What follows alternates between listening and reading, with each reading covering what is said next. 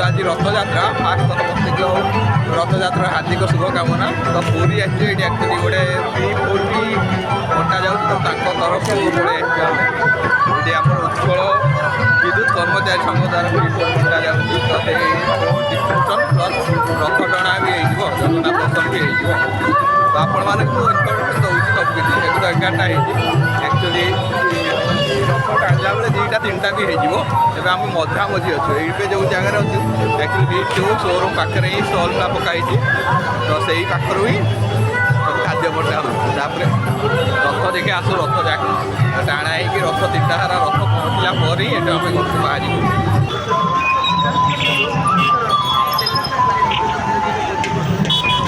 ଆପଣମାନେ ଦେଖୁଥିବେ ସେପଟ ସାଇଡ଼୍ରେ ସବୁ ମାଗଣା ମାନେ ପ୍ରସାଦ ବଣ୍ଟନ ଚାଲିଛି, ଆଉ ଏପଟ ସାଇଡ଼୍ରେ ବି ଚାଲିଛି। କେତେଟା ଷ୍ଟଲ୍ ପକାଇଛନ୍ତି, ଆଉ ଲୋକ ଦେଖୁଥିବେ ପ୍ରବଳ ଜନଗହଳି, ପୁରା ଜନସମୁଦ୍ର ହେଇଯାଇଛି। ଏଇନା 11ଟା ଟାଇମିଂ ହେଇଛି, ଆକ୍ଚୁଆଲି ଦେଖିବେ 3ଟା 4ଟା ବେଳେ କେତେ ଗହଳି ହେବେ ଲୋକ।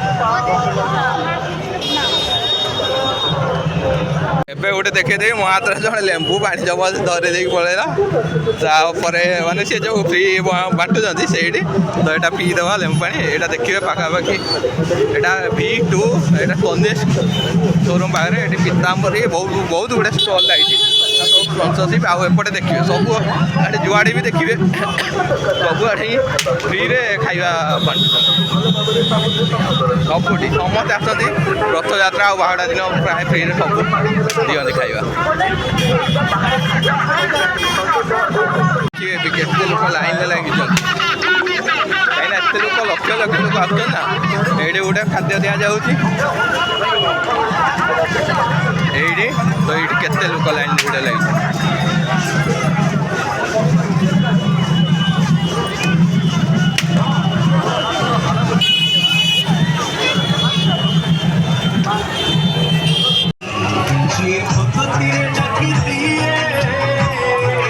এইটি ଦେଖିପାରୁଥିବେ, ଏଇଠି ଗୋଟେ ଷ୍ଟଲ୍ ଲାଗିଛି ଦ୍ୱାରା କି ଆମେ ଆସିଛୁ। ଏଇଟା ଆକ୍ଚୁଆଲି ଉତ୍କଳ ବିଦ୍ୟୁତ କର୍ମଚାରୀ ସଂଘ, ତାଙ୍କ ଆମର ଏଇ ଷ୍ଟଲ୍ଟା।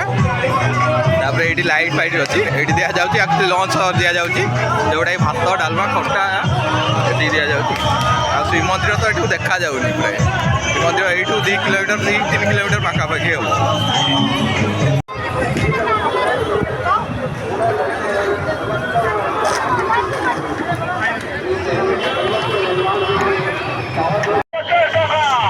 ଏଇଠି ବର୍ତ୍ତମାନ ରଥ ଟଣା ଆରମ୍ଭ ହେଇଗଲାଣି। ସେପଟେ ଶ୍ରୀମନ୍ଦିର ପାଖରୁ ରଥ ବାହାରି ଆସିଛି, ଦେଖୁଥିବେ। ଏଇ ଅଧା ରାସ୍ତାରେ ଆମେ ଅଛୁ, ଯେଉଁଠି ହେଲେ ଖାଦ୍ୟ ବଣ୍ଟନ ହେଉଛି ସେଇ ପାଖରେ ଅଛୁ।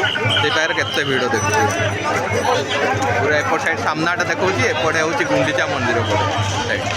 ଆପଣମାନେ ଖାଲି ମୁଣ୍ଡ ଗୁଡ଼ା ଦେଖିପାରୁଥିବେ ହେଲା, ଆଉ କିଛି ଜଣା ତ ପଡ଼ୁନଥିବ। ବଟ୍ ଆସିବ ରଥ ପ୍ରାୟ ଲାଗିଯିବ 15-20 ମିନିଟ୍ରେ। କେଉଁ ରଥଟା ଫାଷ୍ଟ ପହଞ୍ଚୁଛି, ତାପରେ ଲଗାତାର ତ ଆସିଯିବ।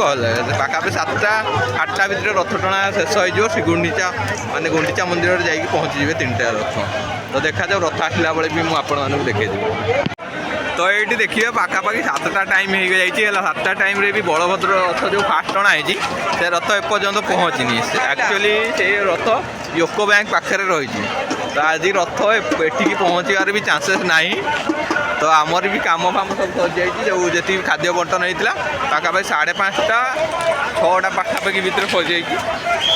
ତ ଆମେ ଆକ୍ଚୁଆଲି ଆଜି ଦର୍ଶନ କରିହେବନି ରଥ, ଏଇନା 7ଟା ଟାଇମ୍ ହେଲାଣି। ତ ଏଇଠୁ ଘରୁ ବାହାରିବାର ଅଛି, ତାପରେ ଅଲଗା ବି କିଛି କାମ ଅଛି। ତ ରହିହେବନି ବୋଲି କ'ଣ, ଆକ୍ଚୁଆଲି ଆଜି ହିଁ ରଥ ଟଣା ହିଁ କମ୍ପ୍ଲିଟ୍ ହେଇପାରିବନି। ପ୍ରାୟ ସିଙ୍ଗଲ୍ ରଥ ବି ଗୁଣ୍ଡିଚା ମନ୍ଦିର ପାଖରେ ପହଞ୍ଚି ବି ପାରିବନି। ତ ଆମେ ବି ପଳାଉଛୁ, ଆକ୍ଚୁଆଲି ଭାଗ୍ୟରେ ବି ନଥିଲା ରଥ ଟଣା ଦେଖିବା ପାଇଁ। ତ ଆରାମସେ ପଳାଉଛୁ, ପୁଣି ଥରେ ଆଉ କେବେ ଥିବ ଭାଗ୍ୟରେ ଯଦି ପୁଣି ଥରେ ଆସିବୁ। ତ ଏବେ ଆମେ ରିଟର୍ନ ଯାଉଛୁ, ରିଟର୍ନରେ ଦେଖିବେ କେତେ ଭିଡ଼। ଆଉ ଏପଟେ ତ ସେ ପାଣି ସ୍ପ୍ରେ କରୁଛନ୍ତି, ଲୋକ ଭିଡ଼। ଯେ ଆମ୍ବୁଲାନ୍ସ ବି ଅଛି, ସେପଟେ ବି ପାଣି ସ୍ପ୍ରେ ହେଉଛି। ତ ରିଟର୍ନ ଯାଉଛି, ଯେହେତୁ ଦେଖିପାରିଲୁନି ଆଉ ଟାଇମ୍ ବି ବେଶୀ ହେଇଗଲାଣି ନା, ତ ଆମେ ଯିବୁ। ତ ରିଟର୍ନ ଗଲାବେଳେ ଏଇଠି ଦେଖିବେ ଛୋଟିଆ ଛୋଟିଆ ରଥ 2ଟା ଆପଣ ଟିକେ ଟାଣୁଛନ୍ତି, ଯେଉଁ ମାନେ ସଂସ୍ଥା ହିଁ ହେଇଥିବ। ବଡ଼ ଦାଣ୍ଡରେ ଛୋଟ ଛୋଟ ରଥ ବନେଇକି ବି ସିଏ ଟାଣୁଛନ୍ତି।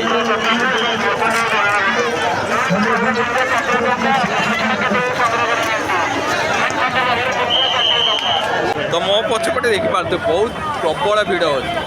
ଆକ୍ଚୁଆଲି ରଥ ବି ଟଣା ହେଇନି ନା, ଗୋଟେ ରଥ ବି ପହଞ୍ଚି ନାହିଁ। ଆହୁରି 2ଟା ରଥ ତ କିଛି ଛୁଆ ହେଇନି, ଟାଣି ନାହାନ୍ତି। ମେ ବି କାଲି ଟାଣି ପାରନ୍ତି କାହିଁକିନା ଅନ୍ଧାର ହେଲେ ତ ରଥ ଟାଣୁଥିବେ ସେଇ ଯାହା ବୁଝିଛୁ 7ଟା 8ଟା ପର୍ଯ୍ୟନ୍ତ ରଥ ଟଣା ହୁଏ ତାପରେ ଆଉ ଟଣା ହୁଏ। ସୋ ଆମେ ଚାଲିବୁ ଏବେ ଘରକୁ। ତ ଆଜିର ଭିଡ଼ିଓଟି ମୁଁ ଏଇଠି ଏଣ୍ଡ କରୁଛି। ହୋପଫୁଲି ଆଜିର ଭିଡ଼ିଓଟି ଆପଣମାନେ ଏନ୍ଜୟ କରିଥିବେ।